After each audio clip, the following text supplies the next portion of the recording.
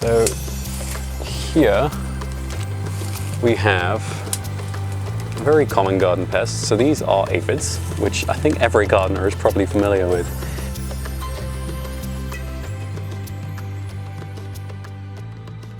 What should you do if you're getting aphids on your trees?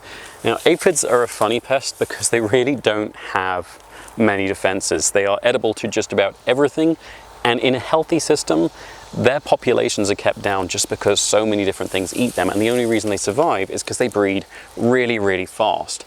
Any of the aphids that are going after your plants are quite defenseless to everything. They do get a little bit of help from ants like these, who will protect them from a lot of predators, but there's a lot of predators who have ways around the ants.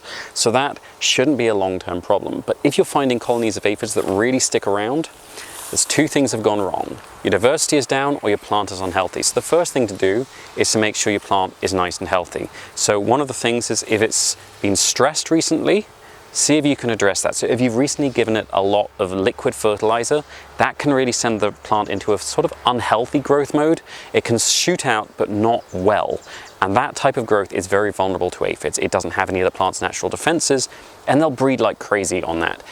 The other thing is if the water amount has changed. If it's either been overwatered a lot recently, try and reduce that, or if it's not getting much water because the rains have gone away, try and make sure the soil is nicely protected. Put a lot of mulch under the tree, especially from a wide range of different types of tree.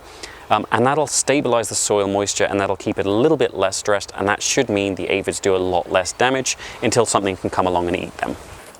One of the things you can do to really boost the diversity of things and keep your system a little bit more stable in your garden, just for predators of aphids and other pests, is to plant yellow flowered plants specifically. So there are types of hoverfly that really like the color yellow, and their caterpillars are voracious predators of other small insects, especially aphids, but also eggs of all sorts of insects. And so they'll hatch out into what looks like a little green slug, and the best way to get them in is with yellow. So yellow flowered trees like this cassia, and also any small open yellow flowers, so things like a lot of the senecios, any of the asters with bright yellow flowers, are a really quick way to start bringing predators straight to where you need them in your garden.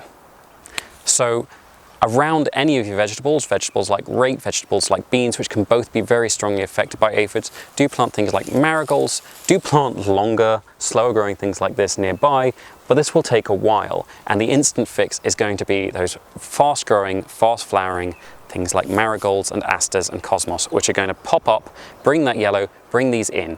The thing in the longer term is to plant things which will have food for those predators year round, but hoverflies are going to come straight away as soon as those yellow flowers are open, and their eggs are going to take care of a lot of your problems.